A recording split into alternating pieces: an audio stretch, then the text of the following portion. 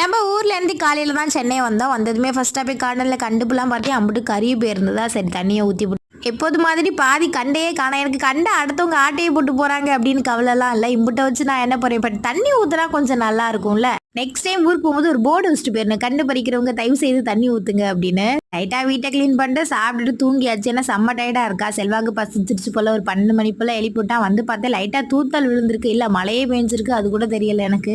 அப்படியே லைட்டாக கிச்சனை க்ளீன் பண்ணிட்டு சாப்பாடு வச்சாச்சு. கொஞ்சம் தக்காளி ஃப்ரிட்ஜில் வச்சுட்டு போயிருந்தேன், நல்லா இருந்தால் யூஸ் பண்ணிக்கலாம் அப்படின்னு. நல்லா தான் இருந்தது. இந்த டைம் ஊருக்கு போயிட்டு வந்து நிறையாலாம் எடுத்துகிட்டு வரல. ஏன்னா காரில் போனால் தான் கட்டப்பை ஆள்ட்டு வருவேன், ட்ரெயின்லனாலும் எடுத்துகிட்டு வர முடியாது அப்படின்னு கொஞ்சம் கருவாடு வத்தல் ஊறுகாய் மட்டும் எடுத்துகிட்டு வந்திருந்தேன். செல்வாக்கு ரொம்ப பசிச்சிருச்சு போல், நீ சமைக்க டைம் ஆகும் அப்படின்னு சொல்லிட்டு அவனே கருவாடு தொக்கு மட்டும் வச்சுருந்தா. நான் முட்டை பொரிச்சு அப்படியே சாப்பிட்டாச்சு. இன்றைக்கி நம்ம ஃபேமிலியில் செல்ல மீனால், மஞ்சூரா, சுகன்யா, நந்தினி, ரித்திகா, தீபிகா, வர்ஷினி, உங்கள் எல்லாருக்கும் இனிய பிறந்தநாள் நல்வாழ்த்துக்கள். பாய்.